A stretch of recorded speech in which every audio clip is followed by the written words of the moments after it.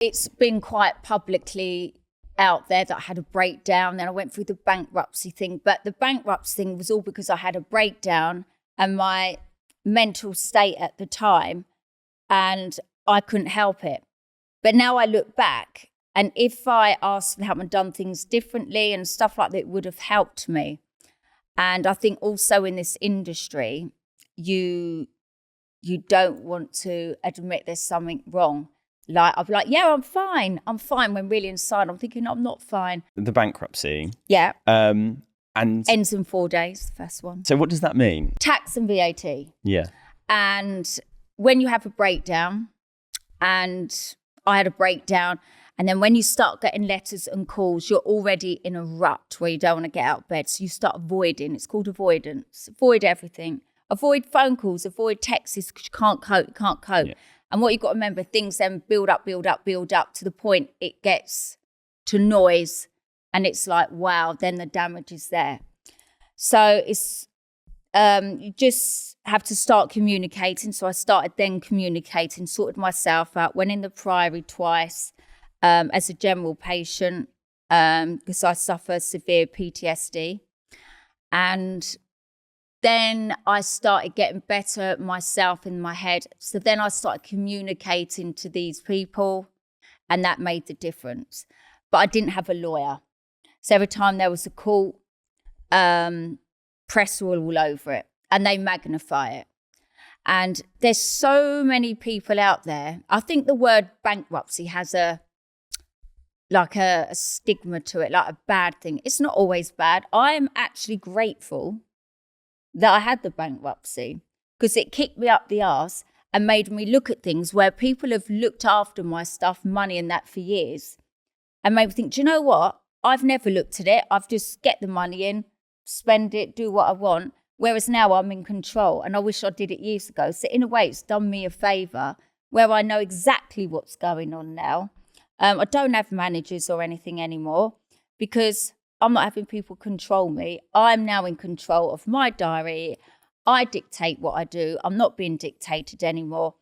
And as soon as I started communicating, everything is just, it's like a flower. It's grown, and everything in my life has just come alive again. When you talk about the bankruptcy, and you know, I've seen the comments on stuff where you get a lot of people talking. Are awful. But it can happen to anyone. I'm not ashamed. Just because you're bankrupt, it doesn't mean to say you've got nothing. This is the thing. Because then when I'm pictured on my horse or in my house, people are like, I thought you had no money. I thought this. And I'm like, no, you're just reading the papers. Can you explain the bankruptcy thing? Yeah. How does that work? Different for absolutely everyone, how they deal with individual cases. They're not all the same at all. And I earn good money, and I still earn good money. And that's the thing. So obviously, you have to pay back the tax, VAT, and I've always done it. Always paid my tax and VAT. But then I got mentally ill because of my situation at the time, what I was going through. Seriously mentally ill, suicide. I tried to kill myself, and somehow I survived it. I mean, I really was rock bottom, thinking, how am I ever going to get out this hole? This is never going to. Everything was dark. But as soon as I started communicating and then admitting to people what had happened, and then you get your doctors, in the Priory, your consultants to write down your diagnosis and really what's happened, then people are like, oh, it makes sense. But it doesn't mean to say I've got a way of paying it. So what they do, they work out what you earn, and they take a percentage of that to give back. And I'm happy to do that. And that's sort of really where it's happened. Yeah, I guess I also have quite a lot of sympathy for, there'll be millions of people who have been through a similar thing, but it doesn't get written publicly. Well, this is the thing, mine does, and every day people go through it all. And anyone out there, because even when I was in the Priory, I wasn't in the Priory for the bankruptcy thing then, because that I just wasn't answering stuff then.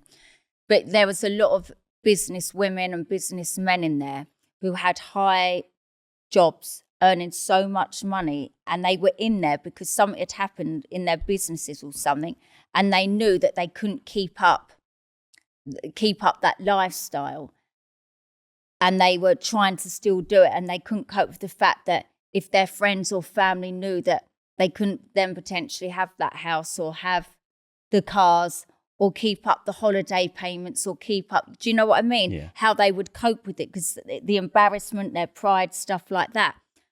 I don't care what anyone says about me, but you look at some of these people and you can see... Is that true, though? Or is that a way of No, protecting I don't yourself know. from it? Like, I am what I am. And I think what people do like about me is I have been through real life situations and come through them and speak about them. So I think it helps other people.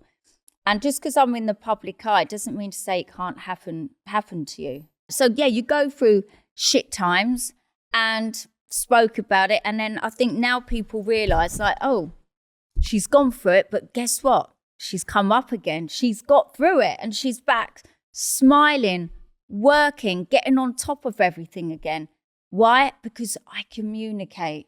It's when you don't communicate and you let everything just get on top of each other, that's when it becomes bad in everything. I read something about, this is a slightly different tack, but similar to kind of what you were saying, with the bankruptcy hearing when you were on holiday.